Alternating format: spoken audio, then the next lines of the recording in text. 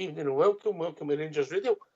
Join myself on the show this evening, myself, Oxter, on the show this evening. There's Jaffa, the lovely Linda, and the legend that is the Bridgeman. Evening, Jaffa. Evening, Ox. How you doing? Evening, Linda, and evening, Bridge. Glad to be on Rangers Radio again. Evening, Linda. Evening, you guys, and evening to all the listeners. Looking forward to a good show tonight, Ox. Evening, the legend. Oh, good evening to you, Oxter, and to your techie boys in the background, and of course Linda and Jaffa. And I just say to all the Rangers fans all over the world listening in here, wonderful, wonderful game the other night there. We played so well, we put so much into it, and that team were excellent. So well done, Rangers. Everybody, keep it going for the Rangers, please. Good evening. Welcome to Rangers Radio. Yeah, good to hear from you, sir. Right, well, okay, we'll talk about Tuesday night. Get your thoughts, see what the listeners think, and get them involved, and then whatever it takes us, Jaffa. Yeah, absolutely, Ox. Yep, it'd be good to hear everybody's opinions and what they thought. I listened into the show last night. I thought it was excellent. Yes, and in the blue corner was Southside, and the orange corner was Big Stevie. I wouldn't say it'd be a bantamweight contest, you know what I mean? How are you, Linda? Yeah, I'm good. Very well, thanks, Ox. Really enjoyed the game the other night. Yeah, a cracking game of football, and we were a wee bit unlucky not to sneak the win at the end, but I really enjoyed it. It was a great game. Aye. Bridge, you behaving yourself? I'm indeed, Paul. I'm indeed, yes. I'll echo Linda's words there. I thoroughly enjoyed the game the other night, yeah. I think that we're close. A bit to go, but we're close. They were our team were a very good team. Brilliant outplay, interplay, marvellous passers. So, but we did well. Our defence and goalkeeper stood up well to it all. So I'm really pleased. Scored 2 goals against them, and of course let 2 goals in. It's really and truly it was great. The whole place was jumping. I only asked you how you were. You didn't have to sum up the whole match. I'm very good. Right, okay. All right. Right, I'll get the three, get your thoughts, who your man of the match was. Then we'll go through it and get with peace. Man of the match for you, Jaffa boy? Golson. Linda? Yeah, I would agree, Golson. Really cracking game he had. Bridgeman? Yeah, Golson for me too. Superb game. I don't disagree with that, but I've got to say, I said it the other night, I said it the night before, and I said it before. I wouldn't have played him because I didn't think he looked fit on Saturday. What do I know, Jaffa? Okay, I think to be fair to your opinion, Ox, what you saw on Saturday, I don't think you were alone in thinking that. He didn't look fit, but it's a different game, innit? And the adrenaline's different. These guys are, they're human, and they get up and for different games and they respond. I mean, we would like them to play like that all the time, but who knows? Maybe he was told to conserve energy. You don't know. You've got no idea what goes on in the background with sports science and all the rest of it. But he certainly, it was a different game, Ox, in the sense that they were inviting the pressure onto them a lot more. So there was more defending to be done, I guess. So maybe he was more visible in that sense.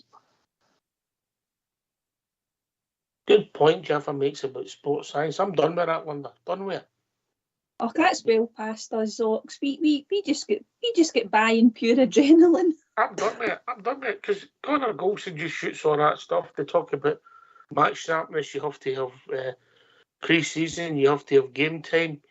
You have to have this, that, and the other. He's just shot it all out the water, isn't he? Come back against Kilmarnock, hadn't played any games, and then he's back in playing European games. I'm done with sports science, and then I'm also done with. You need games to build up to get to know people. There's that boy come right in, like the old days. The boy for Barcelona that played for them on Tuesday night, right in, played the game, fine. Yeah. Aye. I mean, Connor Golson has done this before, because I think when we were talking about the Killie game, I had said I had him in my starting team, and my brother said, no, he's definitely not going to play that pitch, and as you say, lack of game time, and then the team pops up, and I thought, oh, there he is, there's Mr. Golson.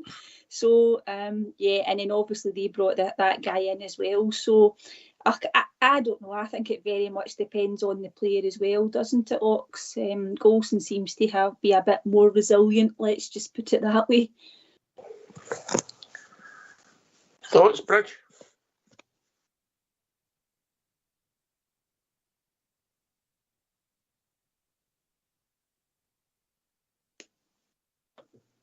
Jaffa? Yep.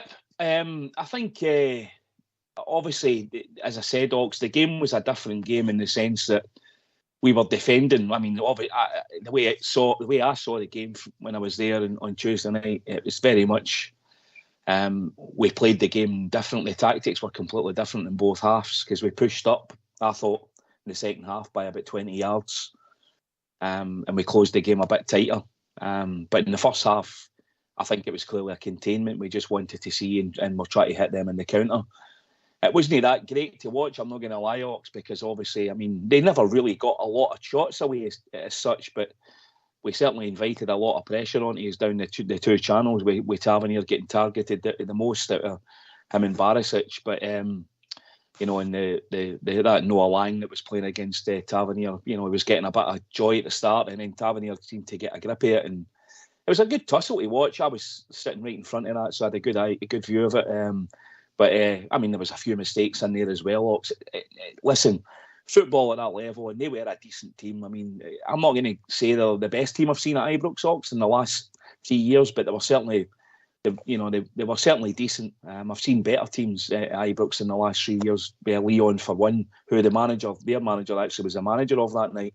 They were outstanding when they played us a few years back. But yeah, it was a good game to watch. It was very entertaining, I have to say. And I thought we gave a great account, and it's very much we're in it and we're in the tie. And you just don't know what's going to happen over there. I think it'll be much of the same, to be honest.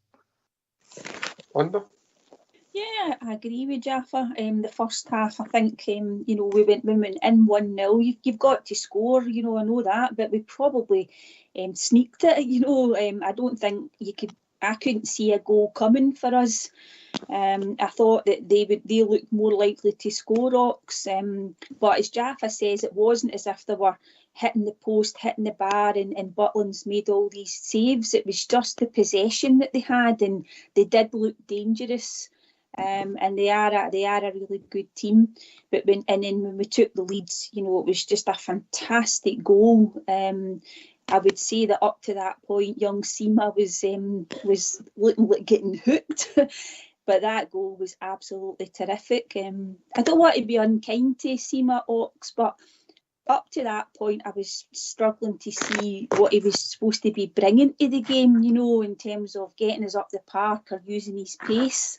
But it was had a a couple of fantastic opportunities, Linda, and he cut back, and you could hear the groans when you know that somebody's meant to be have the asset of speed, and they don't go forward, they come back. It can be frustrating.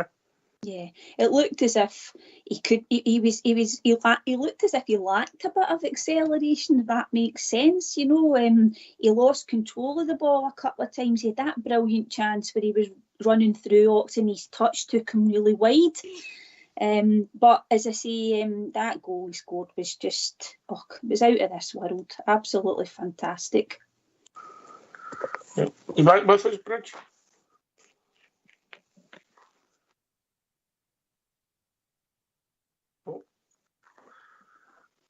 So I listen. I get what you say. I think the argument will be Jaffa that we played better in the second half we did in the first half, but bizarrely we won the first half and lost the second half. Yeah, that's a good point, Ox. Yep. Listen, for me, if there was a couple of bits of our game that I felt could have been a lot better. I mean, Dessers was isolated up front.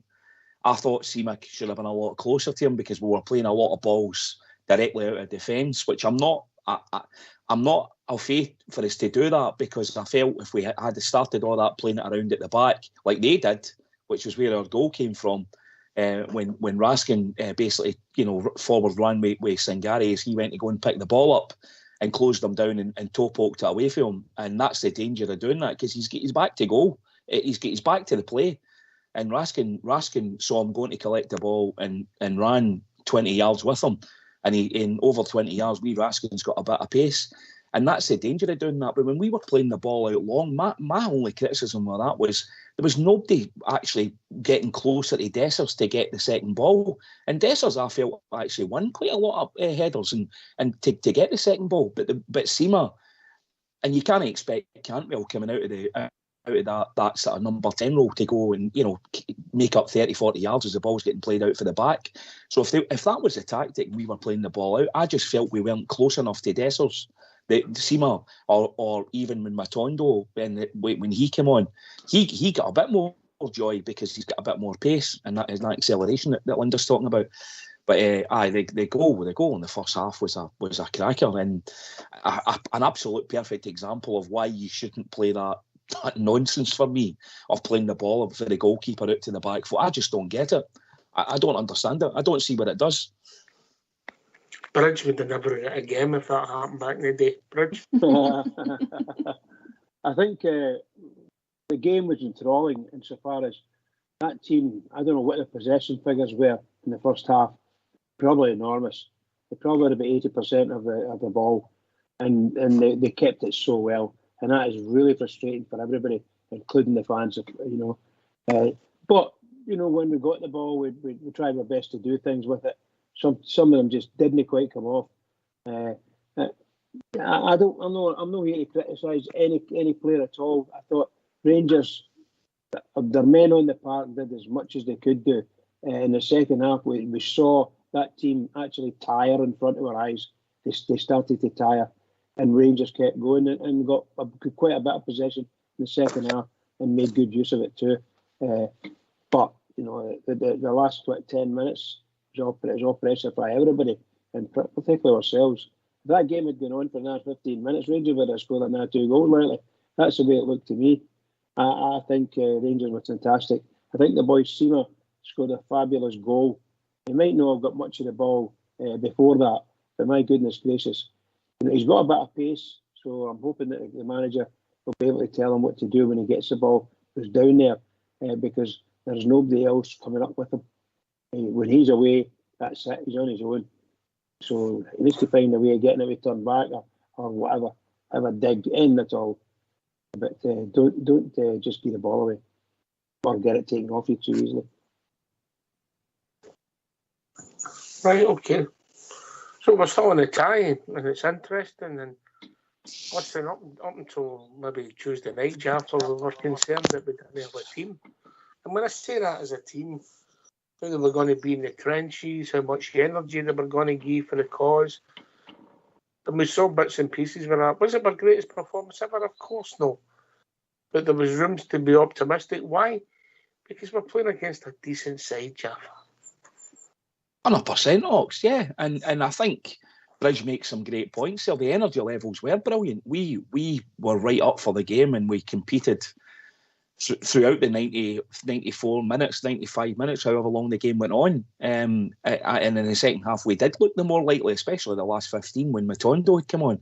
So there's a lot to be optimistic about, Ox. The game plan for me, and I heard the lads last night debating it, and it is a great debate. I saw it as a successful game plan because you could see they were a quality team. You knew they were going to hold possession, and they did. They done exactly as we all had been told they were going to do. Michael Beale told us that before the game, and I think in essence that's what happened.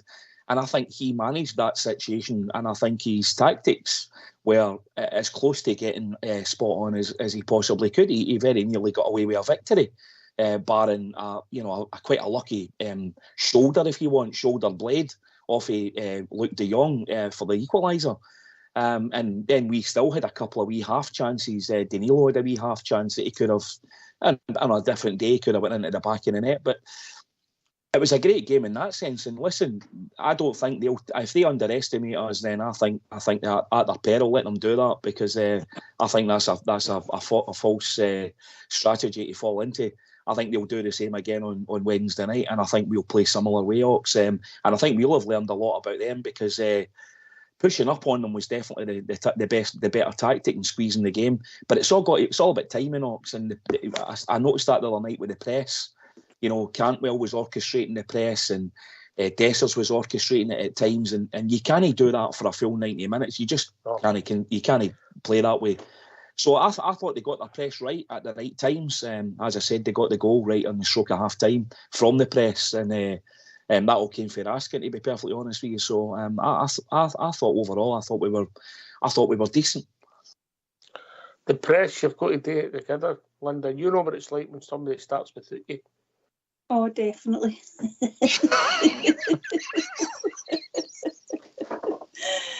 I was talking about golf. You're always behind. You know what I mean? Of course, that's what I thought you were talking about.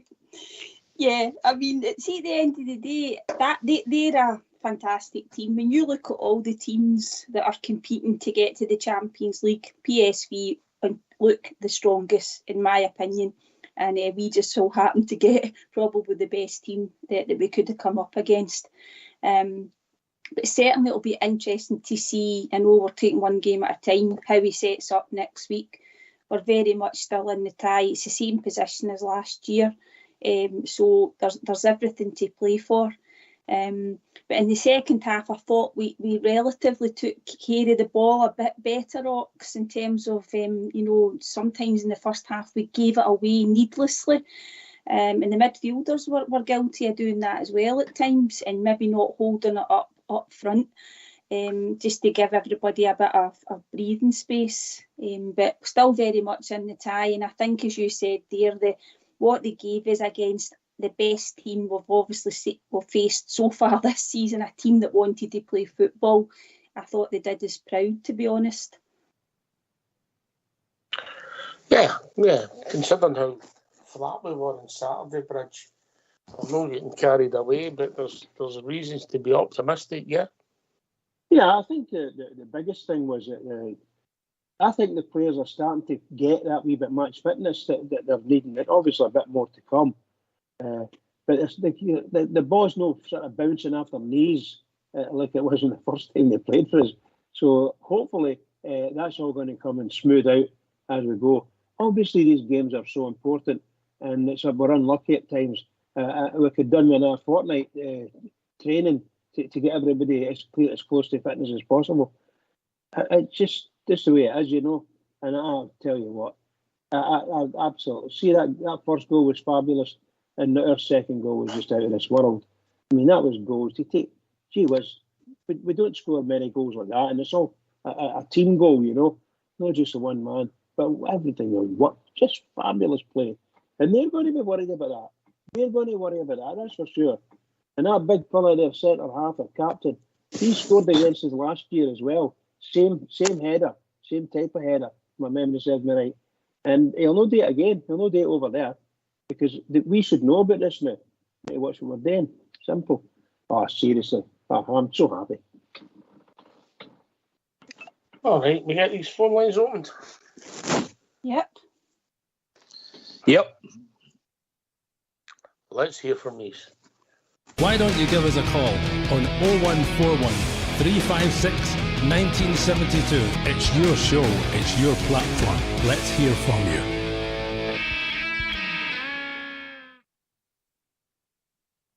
Linda, you've been glad to know that all David's bar restraining order come through today. Oh, is it? Can you send me a copy? That's a shame.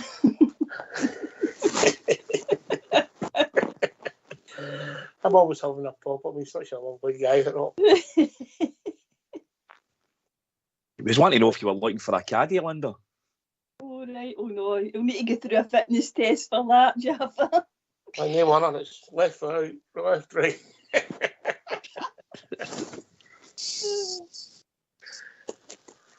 Aye. Right, okay, so positive. positive the beginning? Is this the beginning of this team developing? I don't know what your thought, Jeff. Are we getting ahead of ourselves, or do you need to put a run together, or if you set the standard? How do you see it? It was the best 90-minute performance of the season, so far. Even against Servette, I think the game on Tuesday night, the way I saw it, and as I said, I know we've already discussed the first half and the first 45, how it played out. And I heard, as I said, the lads talking about it last night, and it wasn't great to watch the first 45. But I mean, I personally speaking, I expected that to happen. I didn't think we would go and start leaving ourselves wide open and start playing, three guys up front with Cantwell pushing up and they get three midfielders. I just didn't think it was going to be like that, Ox, because they've just got too many footballers in the middle of the park and the way they hold the ball. And let's not be kidding about it. They've spent a lot of money. They've spent millions in their team. So I just didn't see it that way. So from that perspective, I think it's been the best 90-minute performance overall, 90-minute performance of the season so far. And I think it's a great building block. And you can see relationships starting to take place. You can see Cantwell and Dessers. I mean, he ran his socks off. He put in a shift on Tuesday night. He absolutely, you can't decry the guy's work rate. It didn't come off for him a lot. I know he got 2 assists, and that's great. That's brilliant. But I don't think he had a shot at goal. I don't recall him having a shot at goal. But he done what a lot of good centre forwards do. He occupied their two. Well, it was 3 a lot of the time. They were playing with 3 at the back. And my only criticism, as I said, Ox, I just felt we didn't get a second man close enough to him. If we were going to play the long ball, which we did, up to Dessers, there was nobody close enough. There was nobody 10 yards, 15 yards from him to pick up the second ball, or even 5 yards. And that's my one of my only issues that I had on Tuesday night. And we also gave away too many corners for my liking. I think we should cut down on the corners.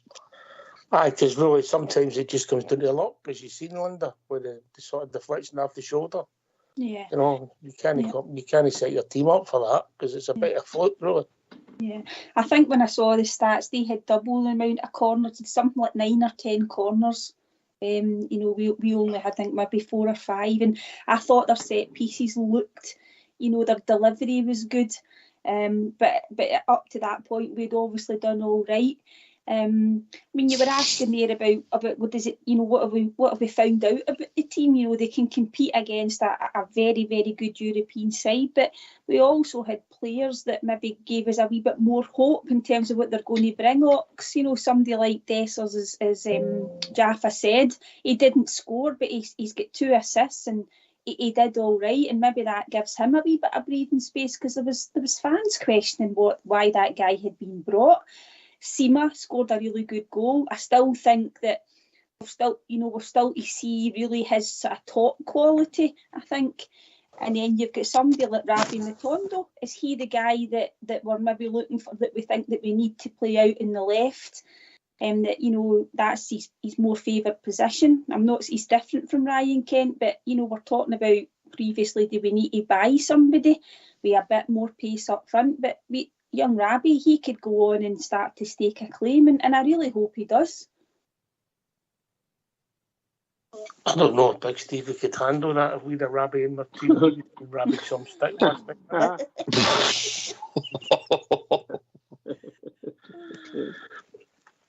I get it. That's fair, Linda. Bridgeman, I want to ask you, because I know it's a part of the game, you look at close, the 2 centre halves. I really came out, I see it like a goal when Big Suter passed the ball upside the park, he's outside his foot. Perfect pass. You've got Suter on the one hand doing those type of things, which is fantastic. Then you've got Goldson with pinging long balls, and particularly a diagonal ones. So they've got some skills, there's no doubt about that, and they look good. The crowd love it. But obviously, my only problem with my 2 centre halves at the moment, and there are no real problems for a greatest sense of the word, is I wish they were maybe 4 or 5 inches taller. That's just to be able to head the ball out properly,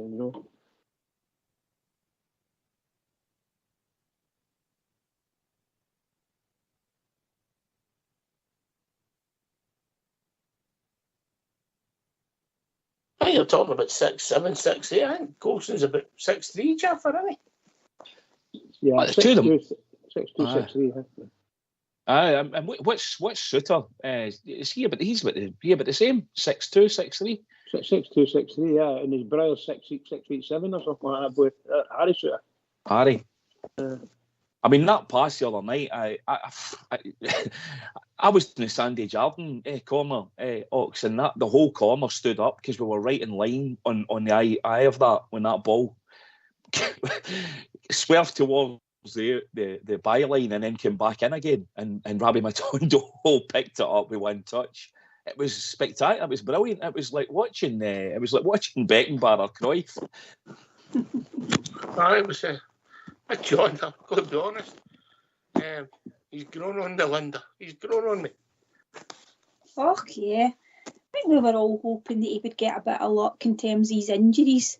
When we seen him play against us for Hearts, I think we thought he was a good player. And then obviously he had a terrible, terrible run of luck at the beginning of last season. He came back at the end of the season. So I think we all agree that if anybody deserves a good run in a team, it's definitely John Suter. I mean, the goal that we conceded, he kind of got caught under it a wee bit, but that guy is even taller than them. And as Jaffa said, he gets up well, Ox, but it's quite a lucky deflection off the back, his back, his shoulder for to concede that goal. And I think they probably will be disappointed that they did, they conceded the equaliser. But John Suter definitely, and I mean, at the end of the day, we don't seem to have anybody been able to challenge to play on the left side of that defence anyway. We don't know what's happening with Davis. I think he was on the bench the other night. But the two strongest centre-backs we've got now are definitely Golson and Suter. Yeah. I don't know if I'd have seen that coming a few months ago. John was just coming back from injury and Connor was injured, Bridgeman. Yeah, it's. I think some things are quite strange in the way the occurrences are. But I think Rangers are getting the benefit of these two guys being on a wee bit of form and starting to gain confidence for themselves and in each other. These are massive things for the defensive people. So we've got quite a good sturdy pairing there. And the goalkeeper was brilliant as well. Some great stuff, great stuff for that keeper coming out and picking. It must have come out and caught three cracking stuff. Really nice to see. And their distribution's getting better as well. And hopefully our fullbacks will start to clock in as well and do what they need to do from a defensive perspective. Yeah. The fullbacks in our team always seem to take a bit of grief. We know what we've got. We know what they can do. We know their strengths and weakness, Jaffa. But the two of them, geez, what they've got. Are they the greatest defenders? No, they're not. But they've got other attributes that maybe people we have to accept. They've got other positive things. Do they frustrate us? Yeah, of course they do at times. Have they gave us moments of utter brilliance? Yeah, they have. But we know what we've got and we've just got to deal with it. Exactly, Ox. And as I say, I think the game the other night there, for 45 minutes, for a long period, even in the second half as well, we had to defend. And that's what John Suter and Connor Golson did the other night. We defended because they had to, and that was the possession was coming towards us, was outweighing us. With them attacking us and constantly coming down the channel with a five in the middle of the park, with the two guys on the overload. I mean, essentially, they had 8 players, 7 players attacking us in the front area against our back 6, if you want. So Golson and Suter had to defend, and it's a different game then, Ox, when you transfer that to league business, because that's not 80-90% of the time that isn't the case in our league. It's the opposite.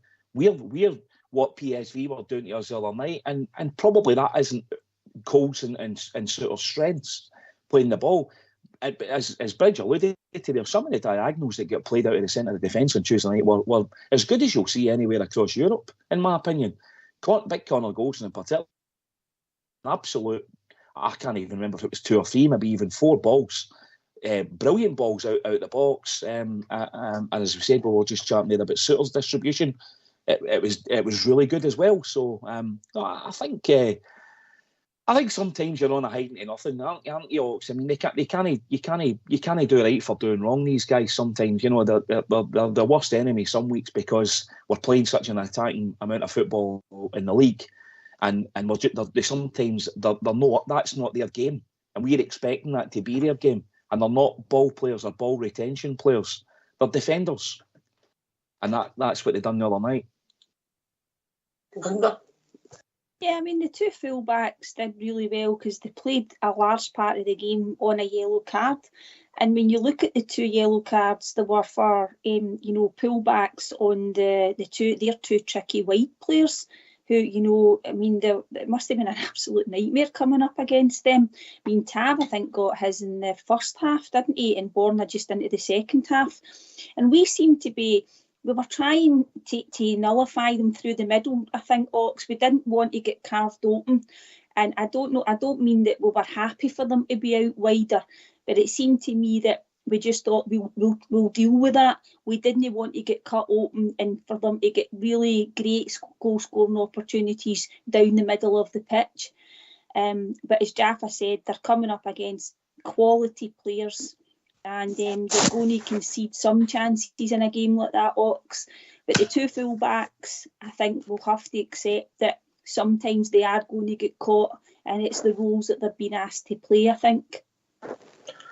We'll see. We'll see what the tactics are, see what they've done. I think they've played under instruction and done their job. I think Michael Beale would have been reasonably pleased with them, but I can understand how people get frustrated, because we want them to go and tackle, and the game's changed, Bridge. The game has changed, hasn't it? About guys crunching into tackles, and once you've been booked, it's like walking a tightrope now, isn't it? Well, if we do any of these things when we're over there, if we get away with it without getting anybody booked, it will be a miracle. No way should we be lunging into tackles, and that's why we need to speak to people like we Cantwell. He gets caught out of the referees, get their eye on him, If he does it once, and then maybe the hesitancy, and then when he does it a second time, they're going, all right, we're watching him, that's it. And then that's it, he's going to be marked with the referees. So we need to watch what we're doing when we jump in. That's Peter Raskin as well. So they're not doing anything wrong now, but we need to watch what we're doing because we can't afford to give away possibly penalties and free kicks in bad positions, Going in and making the last ditch attempt and maybe pulling the guy doing things like that, that's going to happen anyway. You've got to make the last ditch, and that's all there is to it. But no, some of the tackles that our players have got to put away. No one of them. I don't think they were an over physical team, if I'm being honest, Jeff. I don't think there's nothing to worry about in that side of the game. I think if we're going to get a result, we'll need to defend well, but we'll need to keep the ball a bit better in decent situations, yeah? Yeah, I wouldn't disagree with that at all, Ox. I mean, and I think that was the difference, and I think Linda touched on that there, that in the second half, our ball retention was better in the second half because I think we were closer. Back line was closer to front and middle was closer. Because in the front, the first half, because of the way we were defending, again, as Linda pointed out there, the way we were pushing them out wide, because we didn't want them coming through the middle. There was much bigger gaps in the first half, Ox, which meant we were trying to pass the ball 20 yards, 30 yards is much more difficult because it just is. Because there's more things in front of you and there's more obstacles in front of you. But when you're closer together the way they were, they were passing the ball about as you saw. It was all tippy-tappy, with 4 yards, 3 yards, 2 yards. They were playing 1-2s between each other. And we can do that, of course, when we play in SPFL, but we've got to hold on to the ball. And that, again, would be one of the criticisms we would have in the first half. We didn't hold on to the ball. Cantwell was probably about the only one that actually held on to the ball. Cifuentes a wee bit. But he was getting caught isolated outside, out the right wing. Cantwell again, but you can't have one person doing that. You need probably 4 or maybe 4 E3s at least that can all play around about each other.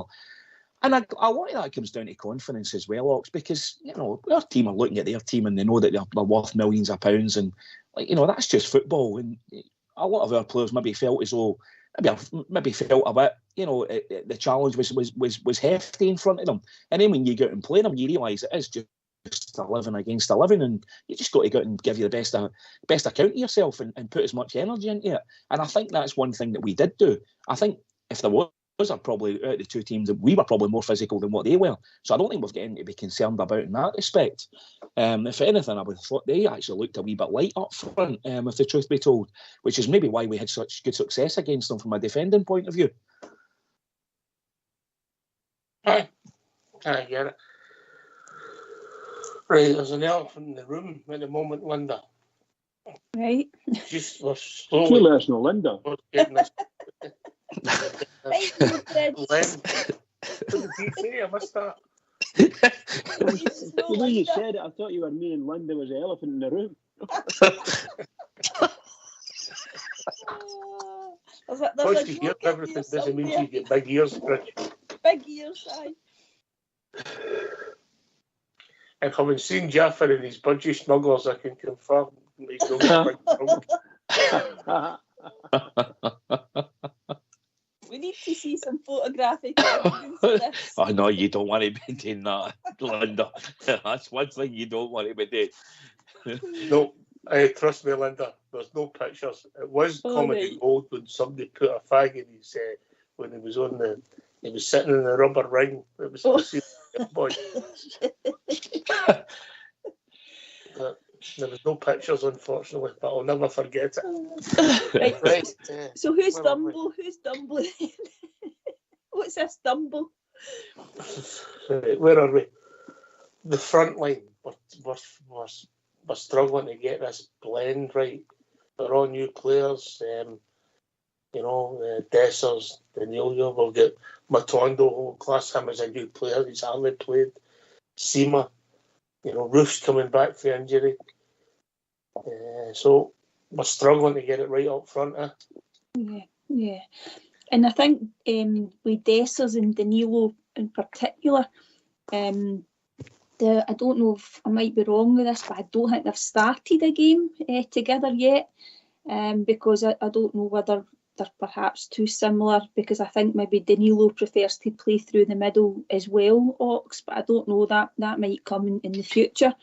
The only thing I would say, I think we are struggling to get the blend, but they all should have more goals, because, as I say, I think we spoke about that last week. One of the positives for me is that we are actually creating some really terrific chances.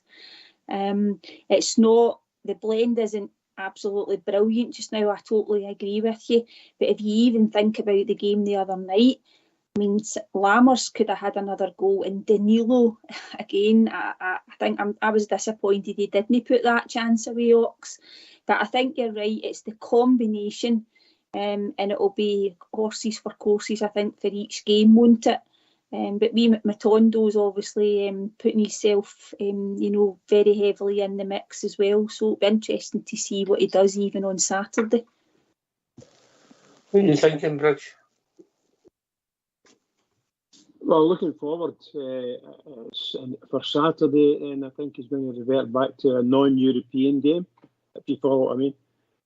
So I think there'll be some changes in there to keep people okay for the big game next week. I think Ross County should be a game where a similar type of team that we played against Morton, just for saying sake, got to go out there and let them do it. I don't know if we're going to do this, but well, the adage of play your best team all the time, But I think we need to. Some of the boys need a rest, and I think that's for sure. So he's going to have to come up with some good stuff. But I think the likes of young Matondo, they did get him on the second half and give him another wee run just to keep his legs going, because he seems to have had a bit of form. I'd like to see him get a game the weekend. So other than that, it's roughly the same team we played against Morton for me. Oh, I don't think we can risk 3 points at stake in the league here, Jaffa. Well, this is the conundrum, innit, Ox? That's where we are, because obviously we don't want to be losing any more ground, and and you know who. So this is where this debate comes in. Should, you know, I know PSV's game at the weekend's been cancelled. The Dutch FA has cancelled their game, giving them a free weekend to obviously to rest and be ready for the game next week. Our SPFL doesn't do that at this stage, you know. So that's the big debate. Are you telling me, Jaffa? Are you telling me there's an FA out there who would try and look after the whole country's coefficient? Is that what you're telling me? That's what I'm telling you, because that's exactly what, and that's 2 years in a row. That's when that got exposed last year. They've done it last year as well, and they've done it again this year without any questions, incidentally. PSV don't even need to request it. It's a gimme. Wow, that'll never catch on. Linda? No, it certainly won't. Absolutely not. They've never done it. I don't even think they offer. I think the club would need to request it, and they just wouldn't. Because do you know what, Oxford? It's so poorly run that they probably would say that they couldn't cope with the amount of fixtures that would have to be postponed and rescheduled, because they're fairly incompetent. So I think that's just a non-starter. Although Michael Beale was asked about it, and he says he thinks that we would rather have the game, but I don't know about that. But he did say that there's a conversation that needs to take place in the future around, you know, maybe helping the clubs out. I think he needs to play the strongest team on Saturday, and that could still mean that we are able to make a few changes, but we simply cannot go any further behind in the league, Ox. And I know there's loads of games to go, but I would like to see us put out a very much, if you know, maybe even 90% at our strongest. If there's a couple that he needs to leave out, fair enough, but we can't afford to drop any points on Saturday. It was tremendous to see young Lawrence back and score a goal for the B team. I think that was great. 60 minutes for the B team, Jaffa. Yeah, that's a great sign, Ox, and hopefully edging closer towards, you know, getting Tom Lawrence involved in the first team group. Obviously, I take it he's at a stage, Ox, where he just needs to get some match practice.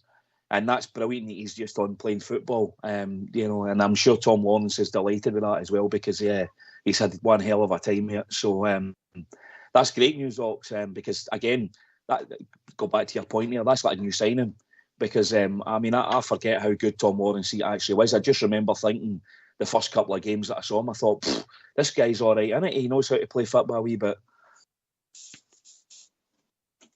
I was watching an adult playing football, wasn't it? Tom Lawrence, you know. Something about him. Anyway, we'll see how that pans out. Right, we're going to have a poll. And we're talking about just so far. Bridgeman, the players we've brought in. Now, we know we've brought in a few, but we can only include 4 of them. So we're going to have a poll, and we're going to ask you on Facebook, who's my best signing so far? So far, remember, it's Butland, Dessers, Danilo, or Cifuentes. So we'll get to see how the voting goes for that. Could be interesting, Bridget. Absolutely. Do you want me? You want mine? No. You don't want to know what? Okay. On you go, Bridget. Sorry? On you go. Okay, cool. I'm Butland. Yeah, I don't disagree. Linda? Yeah, it's Butland for me too. Yeah, I wonder why. Jaffa? Same, Butland. Yeah, he was. The same answer to you. I wonder why.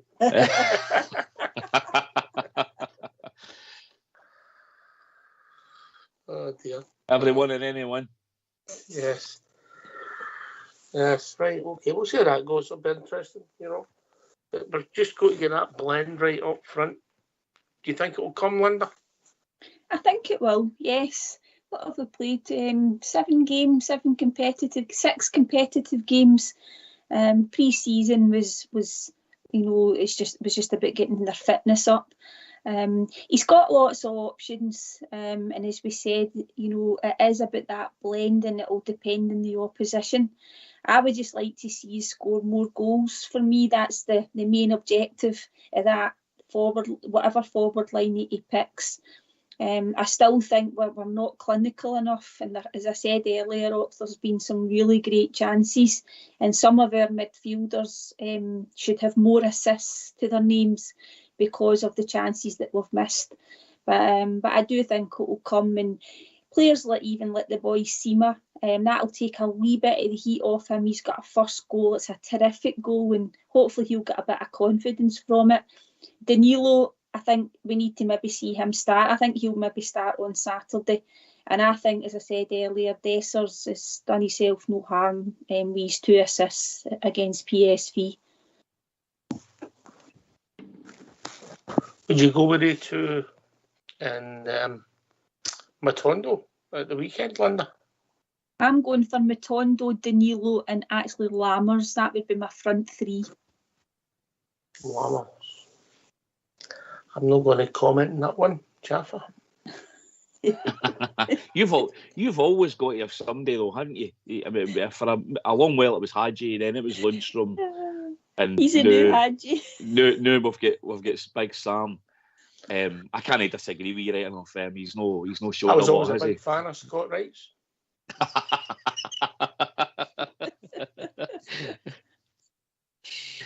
The weekend, I think that's a good shout, Linda. I think Danilo needs some game time. He just needs to get on the park. I think he's got goals in him. I really do. I think he knows where the goals is. He just needs to start doing it, and he needs to settle down a wee bit. I feel he's snatching. You know that way centre forwards do. They get a bit agitated and try to justify the price tag that's on his neck. He needs to forget all that. That's got nothing to do with him. He just needs to concentrate on putting the ball in the back of the net and settle down. And I'm sure that will come, Ox, because I think he makes the right runs, and I think his positions, he's getting there. He knows where to be, and that's sometimes more tricky than it is actually putting the ball in the net. So from that perspective, I'm not really overly concerned about Danilo. I think it will happen. Dessers, as I said earlier there, Ox, I really enjoyed watching him on Tuesday night. I was watching him closely off the ball, what he was doing. I really quite impressed with his movement and the way he was taking up the positions he was taking up, and the fact that he was wanting the ball and he was looking for it. And the two assists were out. In particular, the second one was brilliant. I suppose if you think about it, 4 goals. Did he pass the ball to Danilo at the weekend? Dessers, was he off by then? I'm trying to remember back to that goal. I've erased that game from my memory in the Morton game. He did, Ox, yeah, it was an assist, yeah. So we've scored 4 goals. The last 4 goals we've scored, Dessers scored 1 for the penalty spot and assisted in 3. Yeah. Yeah. It's funny how you can make stats mean anything. Yep. You know. True. Linda, no being rude. Lammers, what's your rationale? Try to play him in a bit of form. I just think, yeah, possibly. Or did you get his name on the back of your strip? You don't want to look foolish. Well, he's not in the cardboard cutout variety. So, do you know what, Ox? I'm just thinking about the fact that he might need to rest a couple of players, and I'm just thinking that Lammers, surely to goodness, in a game like this, we might need a wee bit of creativity, somebody who can maybe, take the ball and maybe create. But Matondo with his pace might not have a lot of room, but I'm hoping that he might still take the confidence from the other night. But the Lammers one is just about the fact that he didn't play a full game the other night. He came on, he did okay, and I just think that, if they can't play against Ross County, no disrespect to them, then we're in a bit of trouble, I think. Right, I promise everybody it's for the last time this year. Evening, Davey.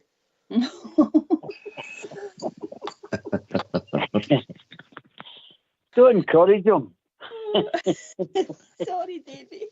No, you're all right. Good evening, Linda. Good evening, Davis. No. You can't get past Linda at all, can you? You just can't get past her, pal. Have you noticed it? Have you noticed it, yeah? Oh, yes.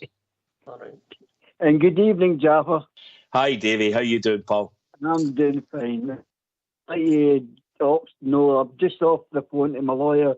My restraining order's been lifted for 5 years.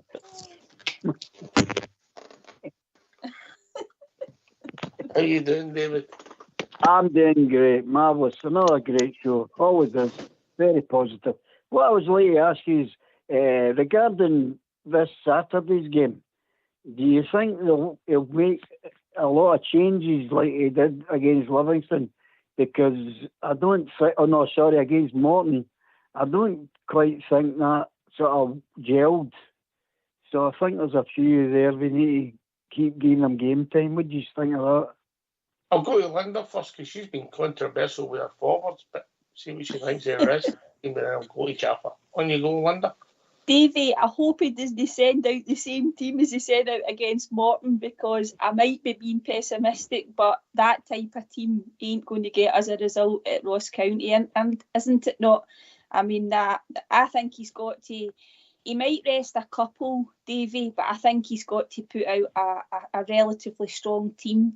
That's not an easy hunting ground up there, and I think just to keep the momentum going, it would be really good if we could put out a strong team, get a few goals, and then move on to Wednesday. And as I said earlier, Davey, we really can't afford to drop any more points. Yeah. Jaffa?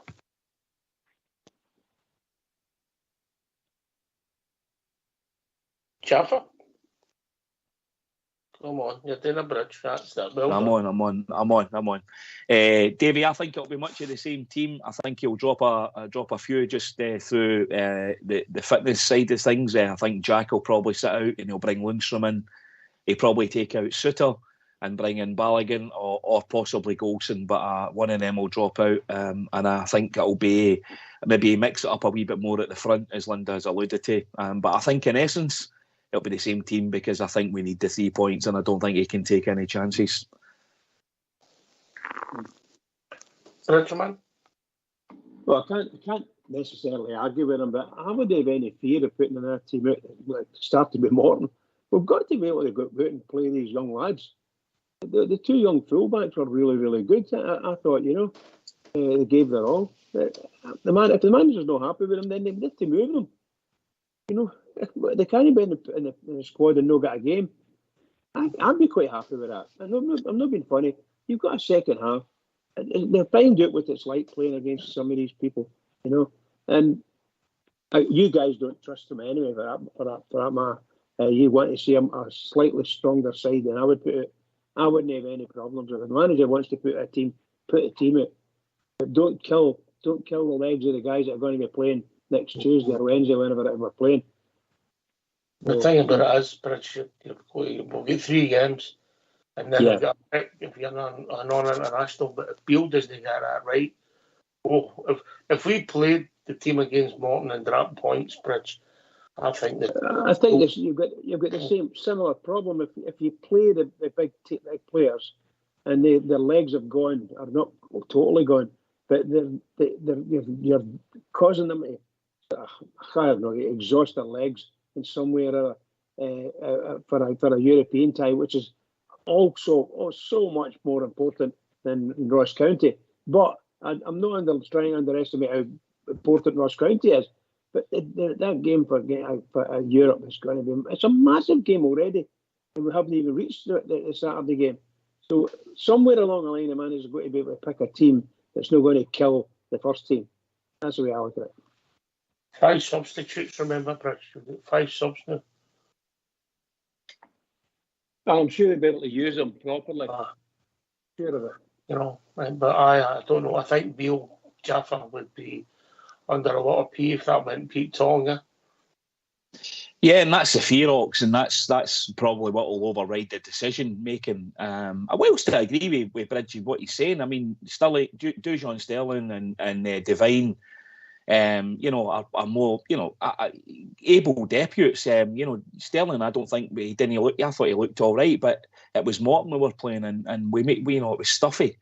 I just don't, and I agree with what Linda was saying about Ross County. They're in not bad form. They've started the season not too bad. I think it's too risky to not play your strongest team, or at least 90%, 85% of the strongest team. I think most of those guys like Tavernier and Barisic, Raskin and Cifuentes, Cantwell even, I think they'll want to play. I'm 99% sure of it. They'll want to play because they'll want to keep things ticking over. Because alternatively, if they don't play, they'll be in for 2 intense training sessions. So that's the alternative. Whereas if they're playing Saturday, I mean, they would have had yesterday off. They'll be back in today. They would probably have done some light training today. They'll have a full session tomorrow, and then they'll be ready for Saturday. And I think it'll be a similar turnaround to next Wednesday. It's just a matter of getting the lactic acid out of the legs, isn't it? And you know, with modern sports science nowadays and cryo baths and all the rest of it, they can do that. What's your thinking before you go, Davey? You going, Davey? You going? No, I'll put my strongest team. No, this game's massive. This game's as big as the European game. I don't care what anybody says. This league, you have got to stay in this league. Play your strongest team. If you want to make changes, see how the game goes, hook a few off then make the changes. It showed against Morton, too many changes. We struggled. So, no for me. I think with the 5 subs, Davey, and the fact it's 3 points in the league, I don't disagree with you. I never thought I would say that. Linda? I agree with you as well, Davey. I think it's a good point if we can get a couple of goals up and then he can make some changes. But if he starts with a strong team, but I mean, you know what Bridge is saying, he's right. You know, we should be able to beat teams like Ross County using, you know, I'm not saying second choice players because we're supposed to have 2 players for every position. He should be able to make changes. But I just think, as you said earlier, Ox, if it was to go, you know, wrong for us and then we're going into next weekend and we're further behind, I just think that you don't really want that type of pressure just now. I don't disagree. Jaffa?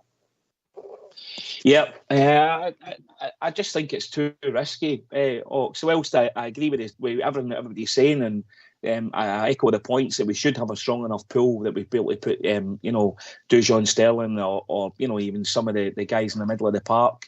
I would shuffle the pack a wee bit, but I wouldn't think about it too much. I think, as you say, with the substitutes, if we can go and play the game and get a couple of goals pretty rapid, and we can actually take total control of the game. You know, there's even been occasions up there where we were 2-0 up and we ended up drawing 3 each a couple of years ago. So I think it's too risky at this moment in time. And that's partly because we lost the first game of the season against Kilmarnock, that we've put ourselves in this position. But, you know, we are where we are, and we've just got to try and deal with it as best we can. Welcome back in, Bridge. Yeah, look, I'm 100% agree. Strangely, I agree with everything everybody's saying. I understand all the sentiment that goes with it. We played a young team against Morton, and we got through it. And that's going to, whoever they put on that pitch is going to gain fantastic experience. We've got a massive game from a league perspective. We've got a massive game, but on the other hand, we've got a game that's 100 times bigger than Saturday's game. I know we're talking about we can't afford to lose points, but I believe sincerely that the team that they put against Morton would beat Ross County any time, in my opinion. But they've got to play, you know, and they've got to be shown what to do, make sure they're doing it right. So I would imagine that in the background, the manager's getting this team all set up for the Ross County game. If he's had enough time, right enough. But having to play with Rangers' full team against Ross County up there, my goodness gracious, you know, that's putting pressure on ourselves as well. However, whatever he goes with, I'm supporting it. Right, okay. I'm going to have the poll results, and I think I've got John Curtis coming on to do this one, Linda. Okay, Doc. Okay, Ox. Okay, Doc. Okay, Ox. Not yourself out, Ox. I know you're hurt. for drugs now. Right, okay. Jack Butland, no surprise, everybody, but it's 89%. Yeah. Wow. Jaffa. Yeah, no surprise, Ox. I think he's been a great. As Linda says, the 6 games, the competitive games that we've played, I think he's. I think he brings a coolness to the back. His handling the other night was superb. I have to say, I think he spilt one, the ball bounced in front of him. But other than that, coming out for those crosses, it's like, wow, when did goalkeepers start doing that? And he done it with just like a doddle. He just done it almost like with one hand and just caught the ball. And he's got huge, big hands. You know, he's killing the ball and a whanny. It's brilliant. You know, he just looks really assured and composed, and he's bringing that. I think that's spreading throughout the defence, to be honest with you, Ox. And he's good at organising. He's vocal. I heard him the other night shouting ball, and he's good. He's doesn't surprise me that the fans all feel the same way about that. Cheers, mate. Get yourself on mute, because we're going to have a tune.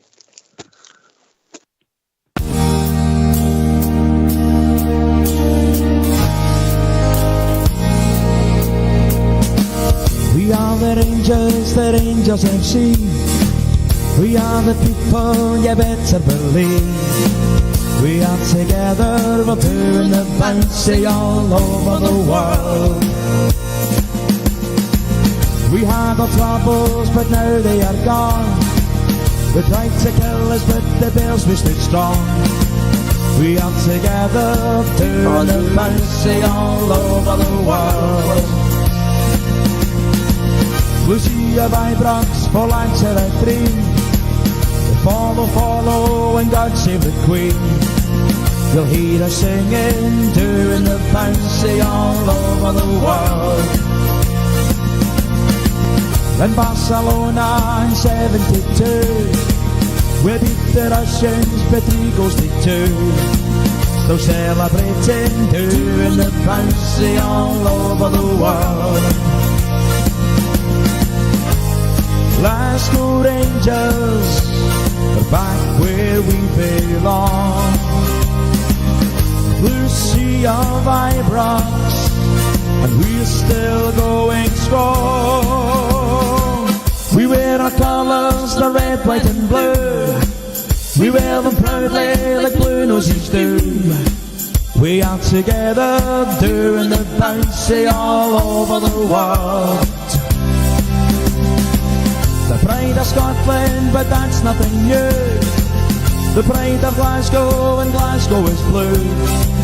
We are together, doing the bouncy all over the world. To be a blue nose, it fills us with pride. We are united, we'll never divide.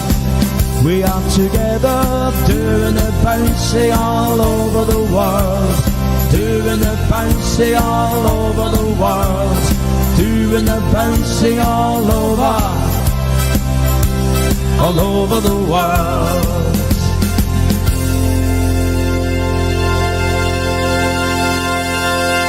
Why don't you give us a call on 0141 356 1972. It's your show, it's your platform. Let's hear from you.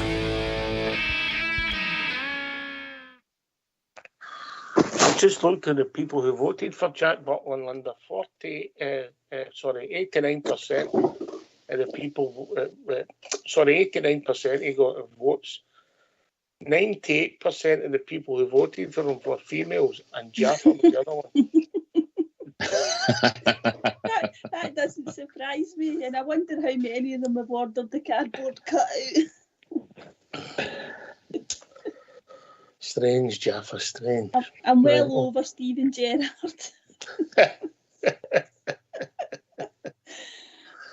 Stevie G, we don't miss you. Oh, we do.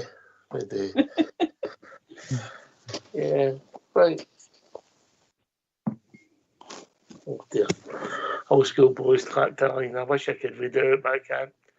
Right, okay. Davy's made the point, and we had this debate last week, Jaffa, about strong team, weak team, yeah? Yep. I get Bridges' sentiment, but it's no League Cup tie, yeah. And that's where personally, Ox, it's where my thoughts lie on it, because I think, coupled with the fact that we're already 3 points behind in the league, and I think it's a pressure that I don't think Michael Beale wants that to go to 6 before an Old Firm game. I just don't think he wants that, and then you're into a scenario. If you do get beat, we could be 9 points behind, and I just think that's too risky. I think when you sit down and weigh it all up, I know it's a big game next Wednesday. Of course I do. It's massive. It's worth millions of pounds getting into the Champions League. But I just think he's going to have to try and manage both games as best as he possibly can. I suspect he will shuffle the pack a bit like what Linda said earlier on. Maybe make 3 changes, maybe even 4. But I think in essence, there'll still be a lot of those guys that played on Tuesday night. I'll be playing on Saturday. Guys like Tavernier, who, if you listen to some of those guys, Tavernier, Barisic, even Golson, talking about the run when we got to the Europa League final a couple of years ago now, playing Wednesday, playing Sunday, or playing Thursday, playing Sunday, it became not a problem. A lot of them are used to doing it anyway. So I don't think it's such an issue, and I think that's probably where the comment that Michael Beale made about he would rather play the game than not play the game. And if that's how they feel internally, then you've got to trust their judgment on it, Ox. I'm thinking Butland, Tavernier, and I think Golson might have to come out, but he's a freak of nature. So if you bring Golson out, Ben Davis was on the bench. Suter goes right, Ben Davis comes back in. Yeah. That's my rationale, because he was on the bench. If Balogun starts. So there's maybe one change. Lundstrom in for Jack, and it depends what shape you play. Yeah, if you play the 4-3-3, you maybe take Cervantes out, who was tiring. Cantwell can play there with Lundstrom along with Raskin. There's your 3. You've got 1. That's 2 changes up front. You could have Danilo and Matondo start and just leave Dessers, and then all of a sudden there's 4 changes, Jaffa. And then if you get goals, and it's an if you get goals, you can bring Cantwell and Raskin off, and all of a sudden you can be playing the last half an hour and maybe 6, 7, 8 players different. Wonder. Yeah, I think that's a fair shout.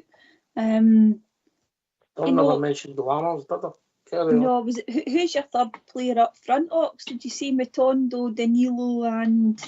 Dessers, sorry, did you say Dessers? Aye. I mean, yeah, there's a possibility he'll do that. I mean, the thing about that is it would be great if we had somebody like Kamar Roof that we could even start in a game like Saturday, but he's hardly played at all.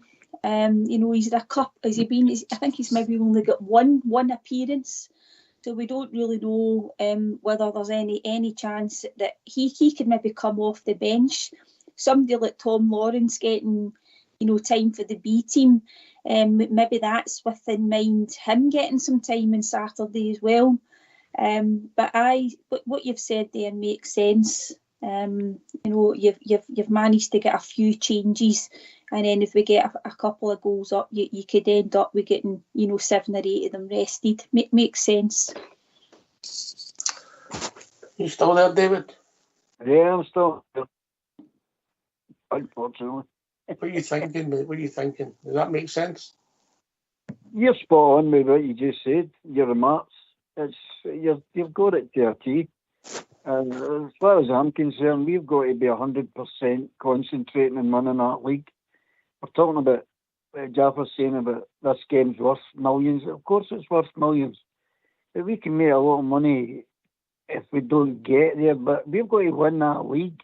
We win that league, we don't need to worry about qualifying and all these other games next year. So my concern is concentrate on the league. That's what we've got to get that, and I think we will. Aye, you're in the minority on the panel, Bridge, but you're arguing your corner well. Yeah, and look, as I've said earlier, whatever team he puts out, I'm 100% behind it. No problems. But if you're thinking a couple maybe 10 days ago or so, we played Morton and we beat them 2-1. Or was it? I think it was 2-1, wasn't it? So we shouldn't have no fears of Ross County ever. But I know what it's like because we went up there and we lost goals down the Ibrox. We know what's going to happen. Dead easy.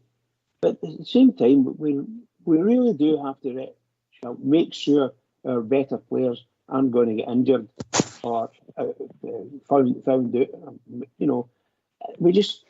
I just get so frustrated simply because we're so near.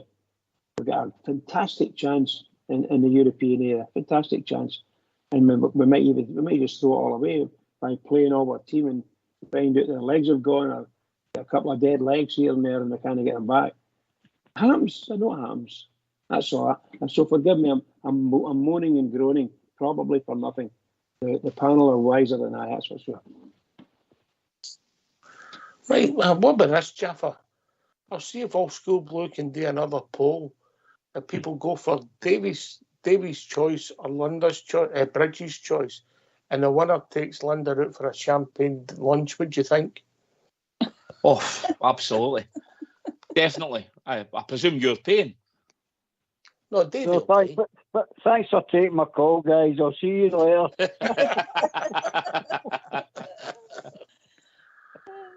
I don't hear you objecting, Linda.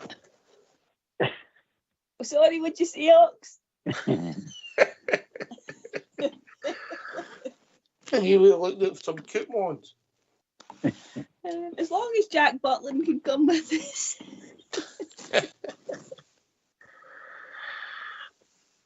Bridges fell off his seat, Jaffa. I think that was the word champagne. David's away. Bridges fell off his seat. I know, heard that. Yeah. Right, okay. Right. Davey, you've been on a couple of times and we can be tough on my players, tough on my team, critique the games. What pleased you most? Was it the fitness, the coming together, the goals? What was the biggest thing you took for Tuesday night? I took an awful lot for that, and I'm not going to go back to where we were and say this happened and that happened. I got a great feeling that they're getting to play as a unit, and the amount of what they put into the game against a really top team and came out with that with still the tie and the balance. Even that as well. The tie's there to be won. If not, we'll give our best shot, and everybody's expecting it was all doom and gloom. We were going to be this, so-and-so's a does that, blah, blah, blah. I'm not going to bring that up again. But that didn't happen. For me, that just didn't happen. As Bridge said, and you said, and Linda, Jaffa as well, they all came out and done what they've not been doing, and that's getting to play as a unit.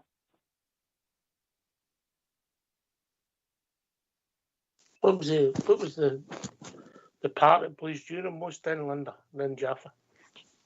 I think it was the quality of some of the play as well, Ox. We saw some real great moments from the players that we brought in, because I think we all had. I mean, I don't mean everybody did, but we did kind of start to write some of them off. But we're not the most patient of fans. I think that's fair to say. Right. And maybe the expectation was too high to expect 7, 8, 9 new players to come in, albeit they didn't all play together at the same time. There was still some stalwarts in there. But I think, you don't want to hark back too much, but it was the manner in which we played at Kilmarnock, I think, that brought the negativity on as well, Ox. It was such a poor performance. But as we've seen recently, that's just a wee bit of a nightmare place to go just now. Derek McInnes has got them playing a lot better. They're harder to beat, and that pitch is an advantage. It doesn't matter what anybody says it is to them. But I think it was just how poorly we played in that game that was a shock to us all. But I think we'll start to see the momentum and going forward. We just want to make sure that we keep winning, and I think that has to start on Saturday. But as I said earlier, it's the moments that we got from some of the new players that please me most, Ox. Jaffa? Yeah, similar to Linda. Ox, I think for me it was a complete 90-minute. I'm not saying we played great in the whole 90 minutes. I just mean the overall 90 minutes was the best 90 minutes I've seen this season as a performance goes. And I thought there was great moments, and I thought the decision making, the game management decision making whilst the game was in progress, I thought was brilliant. I thought it was really good. The time they chose to take the press, and the time where they just sat back and absorbed, like they did a lot in the first half, where we were just sussing them out, and effectively we were trying to suck them into a vacuum so we could counter on them, and it worked on 2 occasions. Well, it worked on more than 2 occasions, but it worked on 2 occasions where we got 2 goals, and that from a game plan from the manager's perspective, I think I'm pleased for the manager as well, Ox, I have to say, because I think his tactics were against a team of that quality were as good as what you were going to get. And as I said, on a different night, we could have sneaked it. But I think 2-2, a draw was probably a fair reflection of the game. And I think the 2 teams are very finely matched. It's in the balance, and I think it could go either way. And like the rest of the guys have said, I think more than that, I don't think you could expect from the team that we've landed against, in this qualification to try and get into the Champions League. So for me, and some of the moments of play, I mean, I know we're talking about the Dessers, the pass. I mean, the wee nick for Todd Cantwell before it over the guy's head was brilliant. Only probably a guy like Todd Cantwell could do something like that and see it. And the guy was looking for the ball. He didn't know where he was. He was looking for the stars. He didn't know where it had went. It was good. There was a lot of good moments in the game, Ox. And I think it's the best I've seen so far this season. And there's great optimism there, I think, for the team to get better and better. Yeah. Same question to you, Bridge. Most of what the guys said, I agree with. My most pleasing part was watching the way it all happened, particularly for our goals. And our goal, the first goal, looked like a couple of bumbles in the box, and the pressure on the goalkeeper. Ball breaks, and all of a sudden the ball breaks out again, and there's that boy Seamer puts it in there. Absolutely fabulous goal. For me, wonderful to watch. The pierce the resistance was the play that we made from our own half. Get in there, and what a tremendous couple of passes for Cantwell to Dessers and across to Matondo, and they put it in the net. That epitomised the game, epitomised the way they grafted and worked hard for each other. And there it was, great stuff. That's what made me so happy watching all that, and the fighting that they did all through the game, fighting for each other and fighting against them because they're a big, strong team. So very happy, very happy. Yeah, that's worth a poll on its own. What was the best goal, Linda? Aye, that's a good shout. I like to say I like the second goal particular, just as Bridge said there.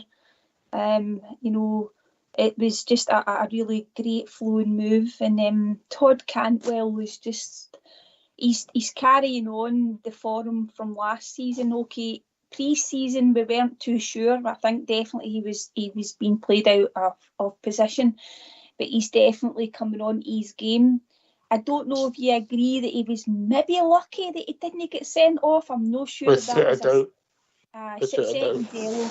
And you don't want him to change his style too much, Ox, but there's a wee part of him that he maybe needs to learn a wee bit, because we want to make sure that we're not losing him to red cards or suspensions, because he's picked up some amount of yellow cards since he came to us.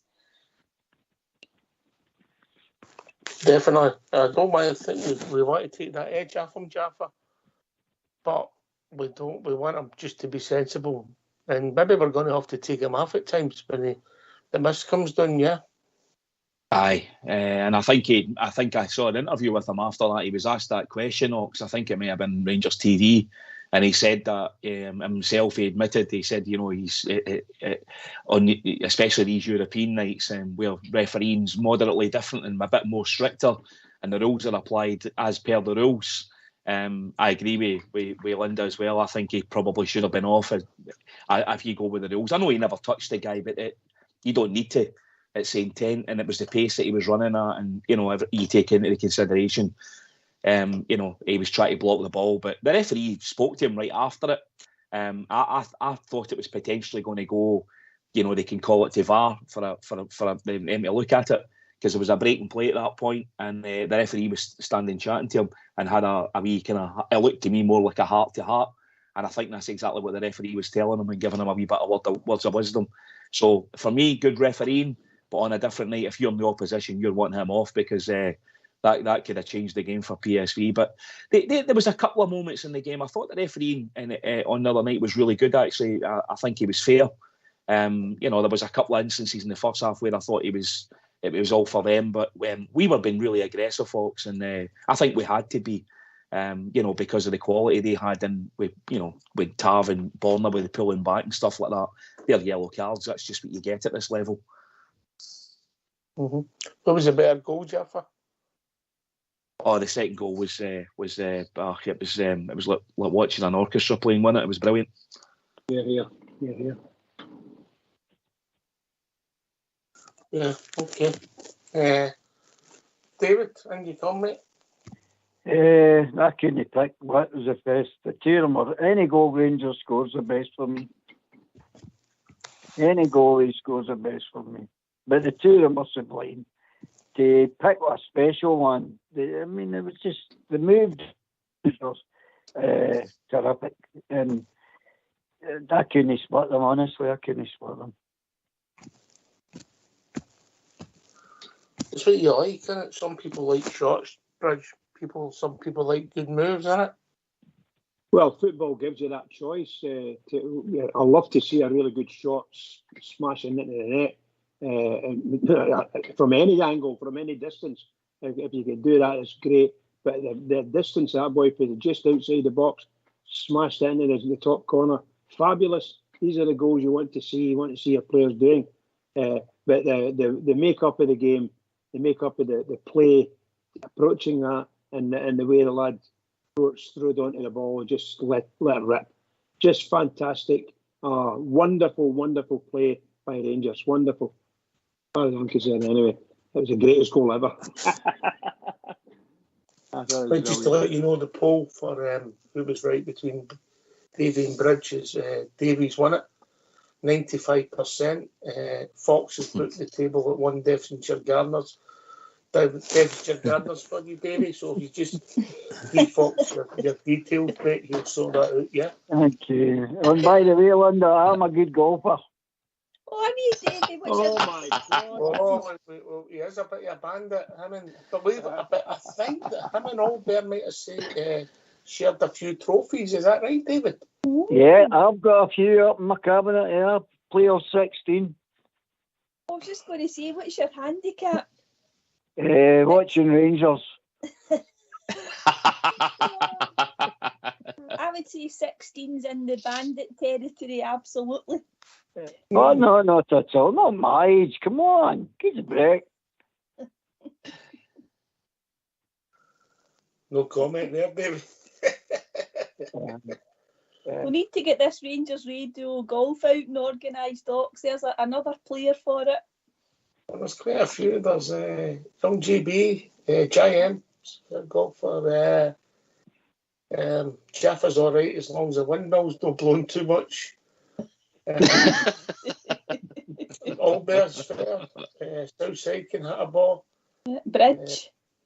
No. Davy. Did I mention GB? GB's mum and dad as well, yeah. Yeah, they're keen golfers and all. Well, if they're playing for money, I might appear.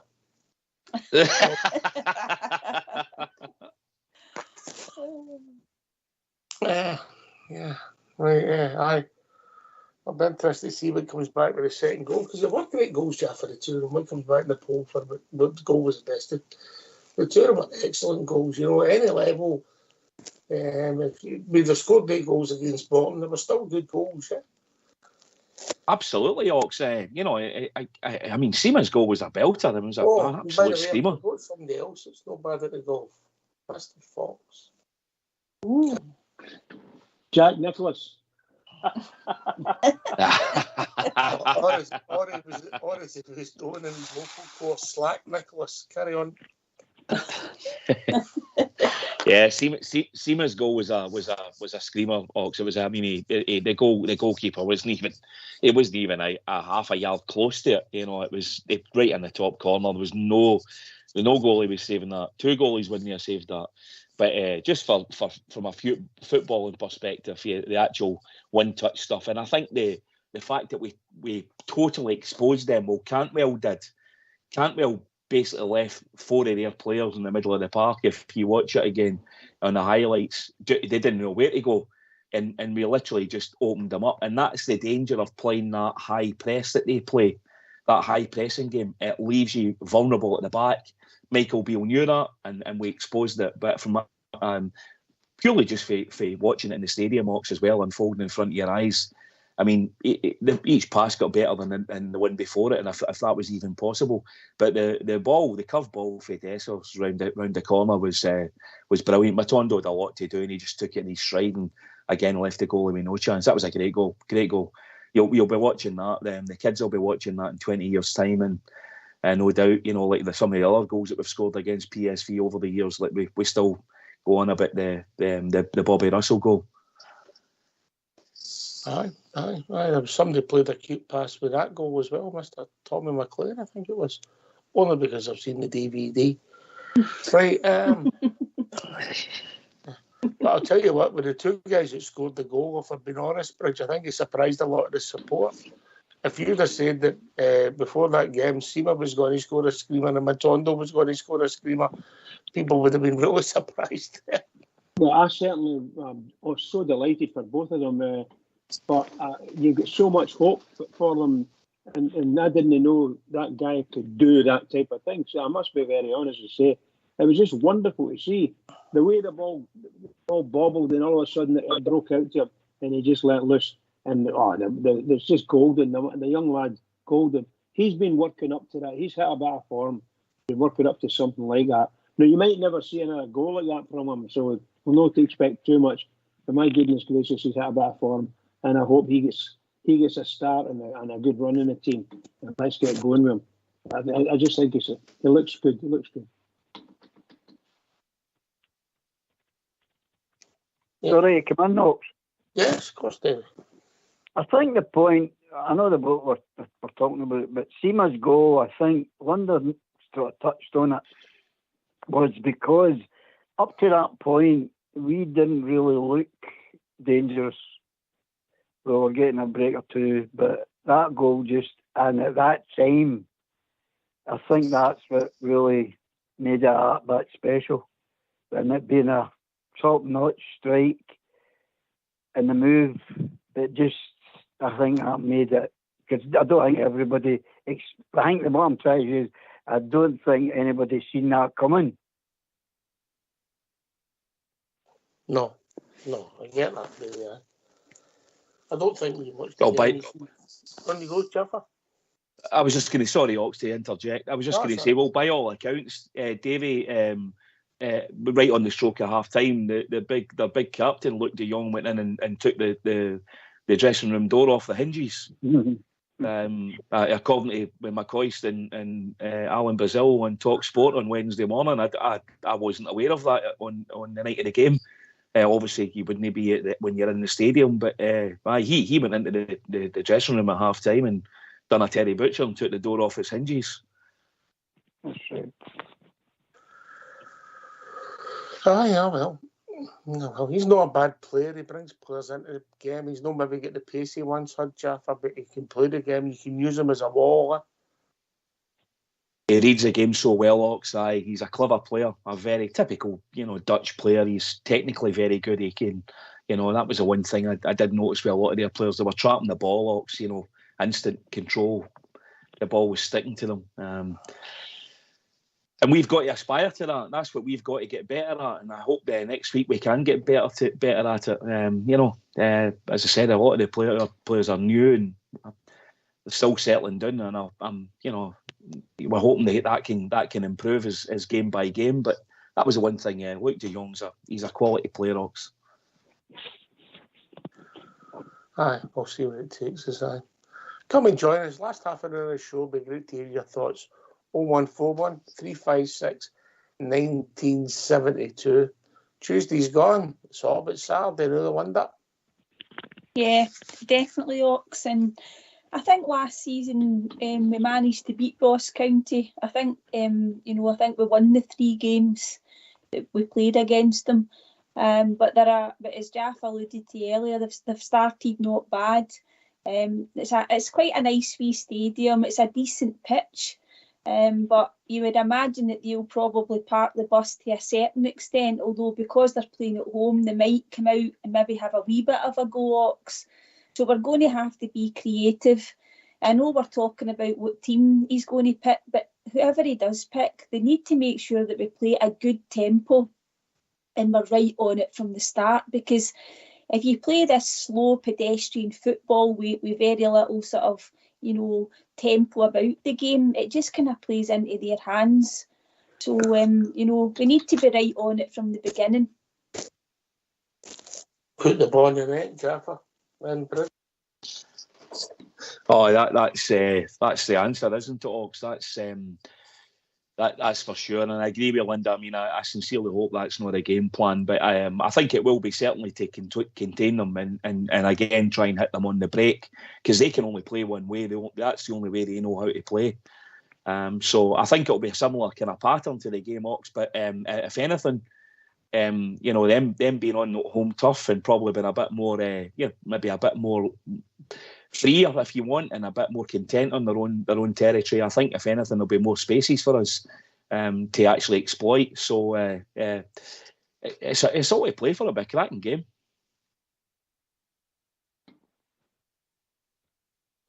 Rich?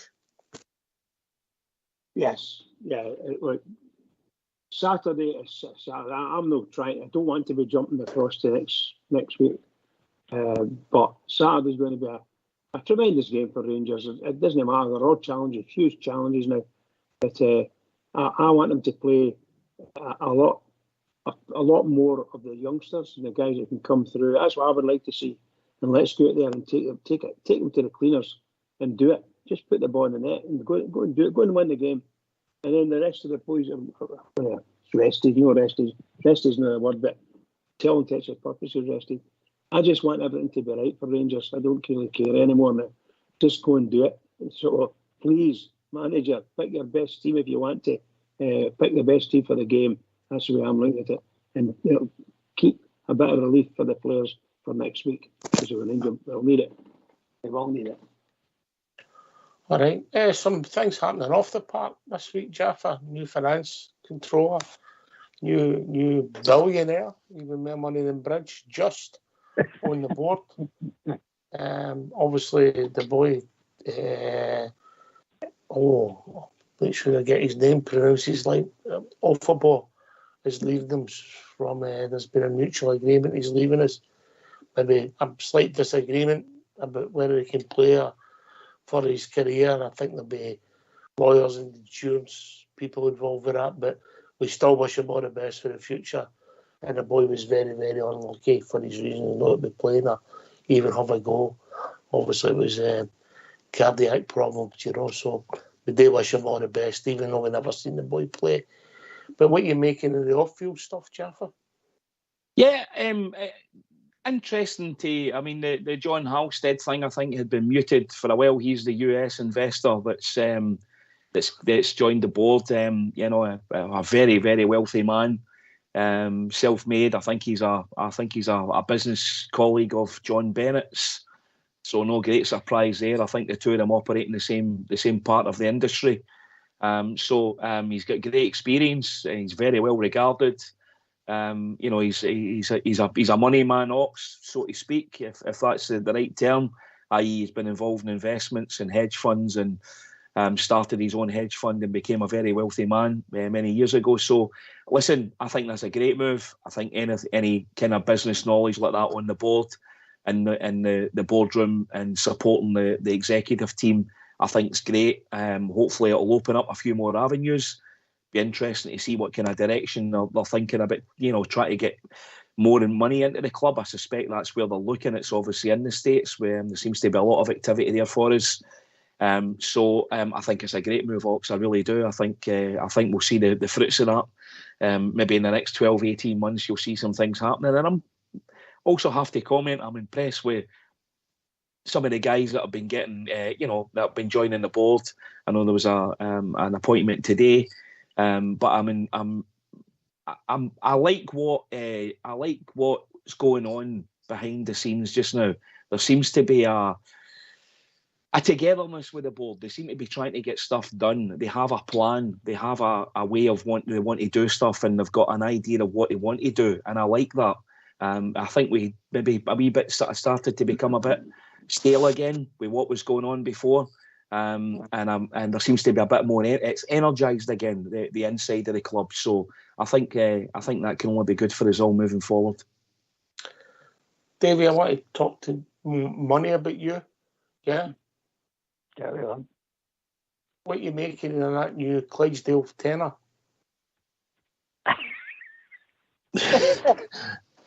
A tenner? It's a tenner. I'm a pensioner. I can't go spend more than a fiver. Seen you pull a wad out of that do, mate, a big wad. Never seen any of them get on to do it, but I seen you pull a big wad. That wasn't my money. That was Big Stevie's money I was keeping for him. Oh, yeah. Wonder these things happening at the club. It looks as if the board have got a plan, yeah? Yeah. And I think, on the field, there was a real need for refreshing the squad and a wee bit of a rebuild. And I think off the pitch, we needed to, needed a bit of refreshment there as well, get some different people in, because I think a lot of the folk had maybe been in their positions for too long. So you get new blood in. They've obviously got to have the correct CV and good experience behind them as well. And I think from what you read about these guys that are filling these positions, they seem to have that, and all will be told in the future. But the John Halstead appointment is an interesting one, and hopefully there might be some investment coming into the club there, Ox. Even if it's just to make sure that we've got enough money to cover things like what we're trying to do with the stadium upgrade and, the facilities for, the supporters with disabilities, that sort of thing. That's going to obviously require money. But no, it's looking good off the park too. What are you thinking, Bridge? Oh, you've got me going here with this team of yours, and my brain's firing in all different places. I want Rangers to win. I'm okay where they are, and I'm just the same as everybody else, truth be told. So as far as I'm concerned, I just want them to go out and win on Saturday, and then go out again it's Tuesday or Wednesday. Wednesday, I think. Wednesday, yeah. So I'll have to do that. The manager's got a big job in his hands. Make no mistake, huge job, and I wish him all the best on it, really and truly. And let's go and do it. Right, okay. I get that sentiment, but we're talking about the board people. Well, the board, I tried to say, I don't know about it. All I'm hearing is what you guys have said. I don't know them. So I've been really, I don't want to comment too much on that until I get reading up about them. I really don't know about them. Sorry, I do apologise. That's all right, mate. As long as we didn't miss you. Don't want to miss you. I know you don't look at the new Clydesdale. You don't carry less than 50s and all that.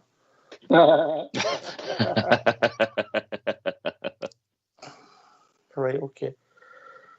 So we're moving on, and it's important that we take the support ways, yeah? The support just want performances, results first and foremost, Jaffa. And as we go on a run, if we can get a run, ultimately domestically, Europe's important, really important. It's important for finance.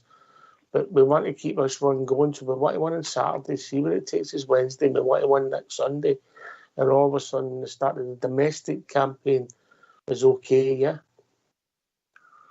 Absolutely, Ox. Aye. I mean, listen, we all hear the expression about league campaigns. It's a marathon and no a sprint, and it's true.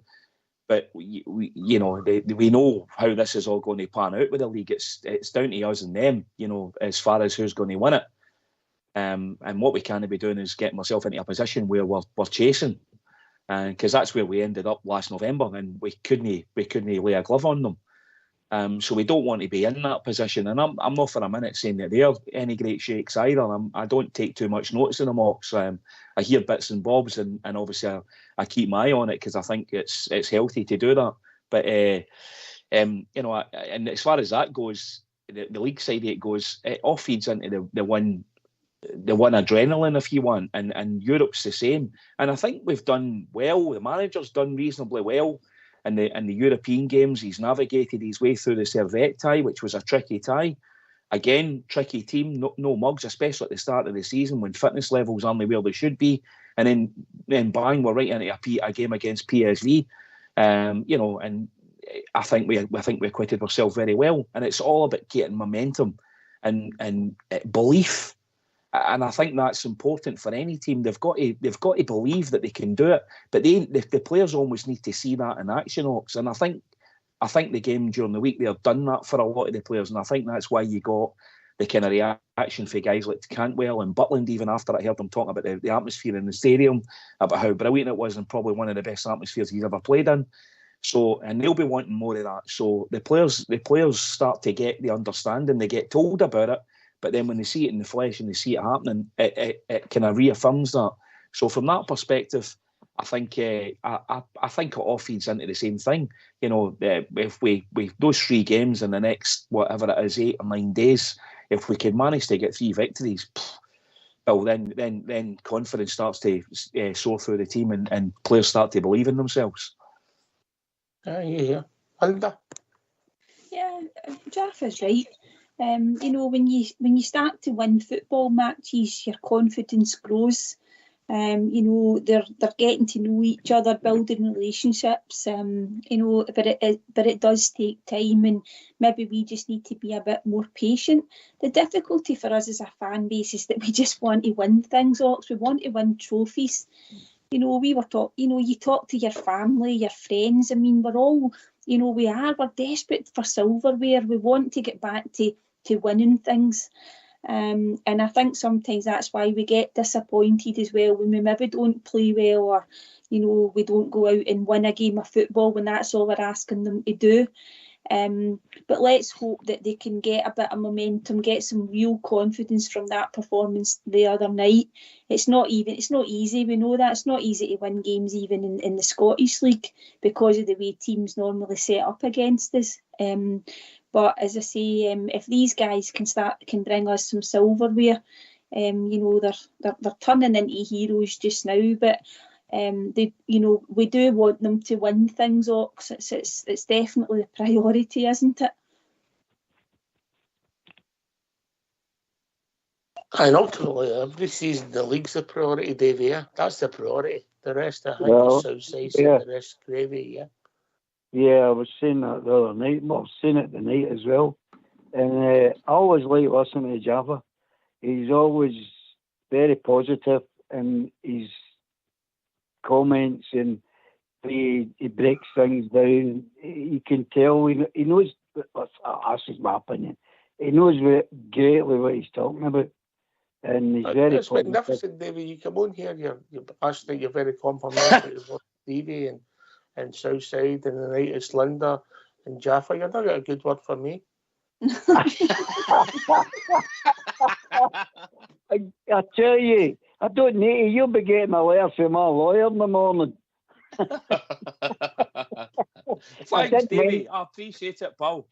You're welcome, Jack. I did mention you. I said the other night, it's great to listen to the dynamic duo and yourself, Ox. I did mention it. All right. But as you keep mentioning, you can't remember everything. The only thing I wanted to mention, in your will, that'll be worth a few bob.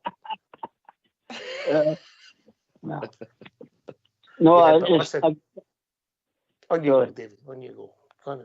No, I'm just saying that what everybody's mentioning the right things, and we're concentrating because that league, even though the European, the Champions League's massive, right? Saturday's where we're at, and that's if we can come out. I'm more than confident because I think now that result there is going to just help the players be more confident. And if we can come out and put them away, a good performance, it could be a bridge man, it could be 1-0. We come out with the 3 points and then take the next game as it comes. I think you're right, David. I think you're right. Bridge, in you come. Yeah, I think David's he's doing a bit of sooking in with everybody there because you never mentioned Manny Meyer, Austria. I know how you feel, Bridge. You're always on mute. I still can hear. I'm only kidding, Bridge. Now, come on, let's think about it now. Huge game, and we can throw everything at Saturday's game, and maybe we get away with it. But definitely beat them, most assuredly. So we could put a bit of doubt in it and play the youngsters. I know that, and I would take that chance. But then that's me. I'm not the manager, and he's going to pick the teams. As far as that goes, it's probably gone for me as far as my thoughts are concerned. And I've probably got lost, but definitely got beat easily. But in any vote, when it comes to that, obviously we want to win every game, and therefore the manager's going to pick what the manager wants, and I'm supporting him 100%. Let's get through this.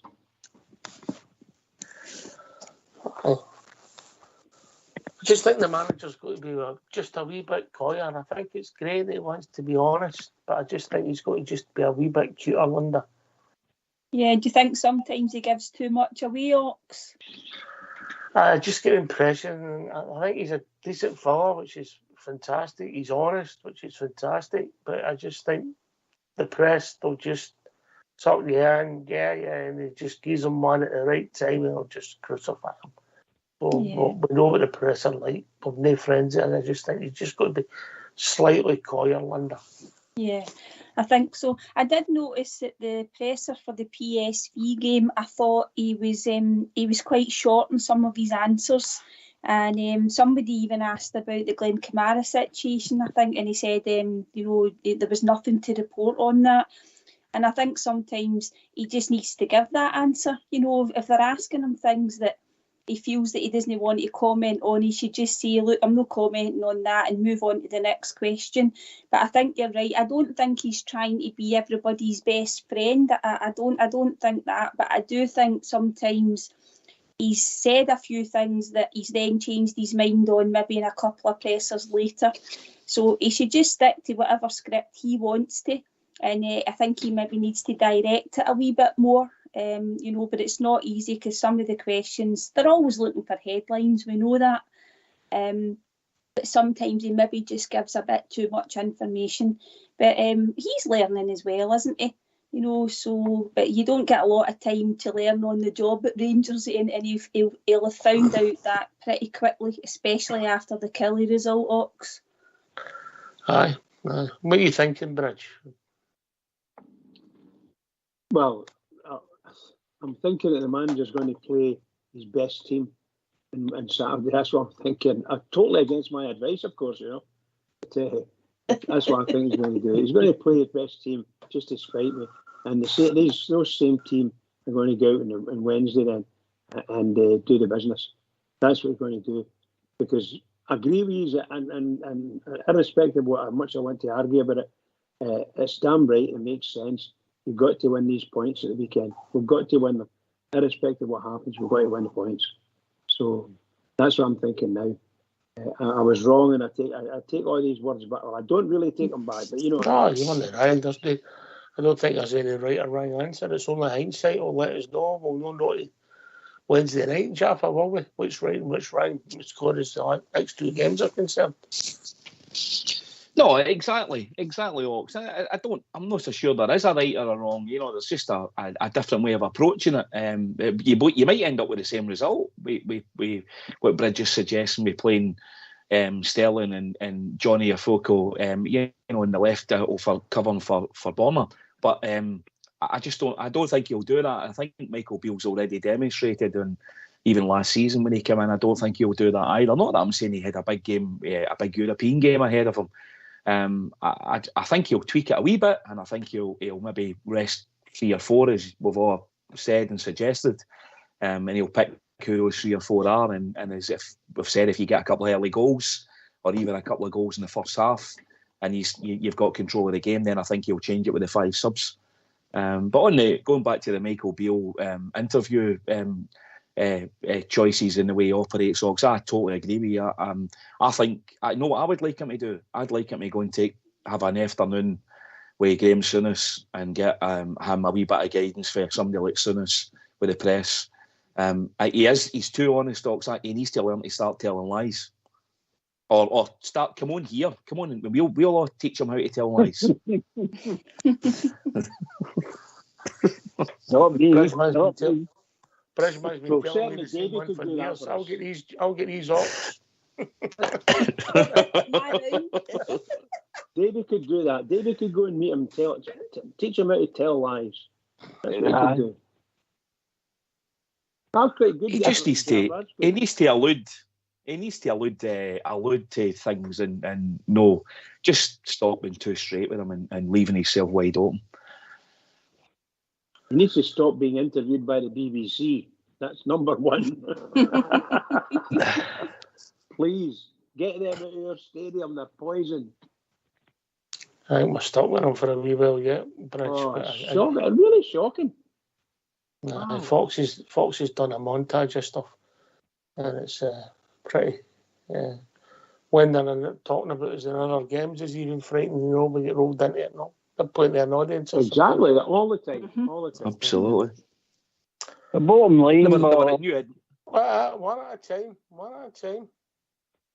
I know you might have you've got an excuse, Davey. You might forget your name, but you should know better, Jaffa. I should. Sorry, lads.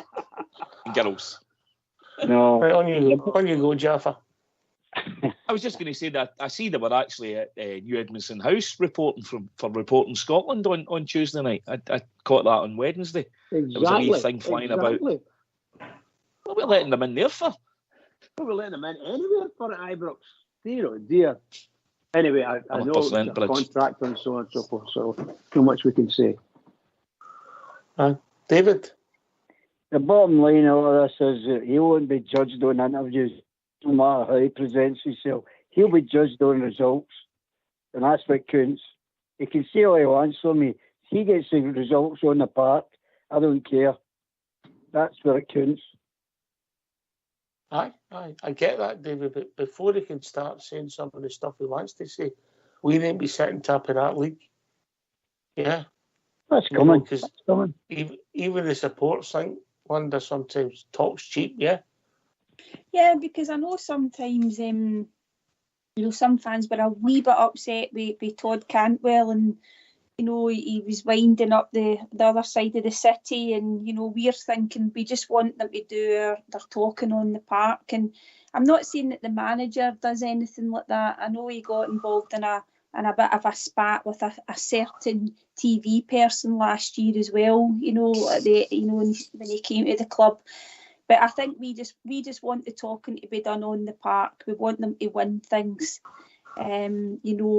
They can become, they're nowhere near like heroes or icons or anything. Yes, they've got the young fans have got their favourites, but they're just a lot of them have just come to the club, Ox.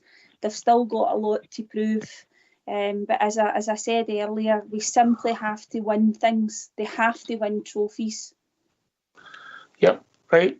We've reached that time of the evening. David, great to hear from you, mate. Thanks for the call, brah. Yeah, great. It's always great to be on this show. It's the best show in town. And I don't tell porkies, Bridgeman. So God bless the Gers and onwards and upwards. Good night. Jaffa. Yep, great to be on with the show with Linda and Bridge, Ox and yourself. Always brilliant to be on Rangers Radio, and looking forward to the match of the weekend.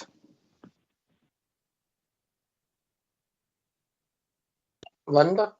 Yeah, great show. Enjoyed being on, Ox, with your good self, Jaffa and Bridgeman, and it was nice to hear from Davy. He said some sensible things tonight, so that was good. But looking forward to the weekend, and 3 points, that's all I want. Good night. Bridgeman. What can I say? What a fantastic show, by the way. Absolutely brilliant. Well done to yourself and the techie guys in the background, of course. Linda and Jaffa for carrying me through it. And well done to young Davy as well. Can I just say to all the Rangers fans all over the world, I mean this. Listening in here at Rangers Radio, this is the biggest weekend coming up for Rangers for a long, long, long time. 3 points it is. Everybody told me to shut up and go away and do things, whatever, you know. I'm happy. Keep it going for the Rangers, everybody. We need us. They need us, for sure. Right, thanks to Davey for joining us. Thanks to Bridge, Jaffa, and I want to know Linda for doing the show. Fox and Old School Blue for doing the technicals. This has been Rangers Radio. We'll be back tomorrow night between 8 and 10, talking about all things Rangers. Take it away, Old School Blue.